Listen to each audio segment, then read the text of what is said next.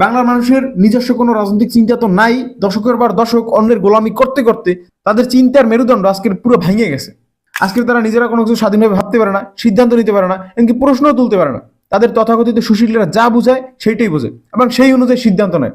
নির্বাচনের আগে 2, 4, 5 টাকার বিনিময়ে নিজেদের বিবেচনা বোধ এইটার টোটালি বিক্রি করে। এটা বিক্রি করে তারপর দুর্নীতিবাজ, চাঁদাবাজ, লুটেরা, এই খয়রাতি ময়রাতি কতটি ক্ষমতায় আনে, যেগুলোর ক্ষমতায় যাওয়ার পর কেমনে রাষ্ট্রের ধন সম্পদ চুরি করবে, কেমনে মানুষের টাকা পয়সা চুরি করবে, কেমনে মানুষের উপর লুণ্ঠন করবে, জুলুম করবে, এগুলো করতে করতে মানে টোটাল রাষ্ট্র কাঠামো ধ্বংস করে দেয়।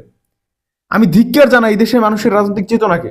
সি বাই সি, এগুলা কেমন নোংরা মেন্টালিটি মানুষের। এমন দেশে জন্মগ্রহণ করে নিজের মাঝে মাঝে পাপি মনে হয় ভাই, পাপি মনে হয় নিজেকে। আমার ভিডিওটা যারা এই অবধি দেখে এসেছেন তাদেরকে অনেক অনেক ভালোবাসা, অনেক অনেক ধন্যবাদ। আপনাদের জন্য আমার এই ভিডিওগুলো বানাইতে অনেক অ্যানালাইসিস করতে হয়, অনেক রিসার্চ করতে হয়। তাই আপনাদের কাছে অনুরোধ থাকবে আমার পেজটাকে একটু ফলো করে দিবেন, ইউটিউব থেকে দেখে থাকলে একটু সাবস্ক্রাইব করে দিবেন, টিকটক থেকে দেখে থাকলে একটু আমার চ্যানেলটাকে একটু ফলো করে দিবেন। তো এইটুকুই, আল্লাহ হাফেজ, ভালো থাকবেন।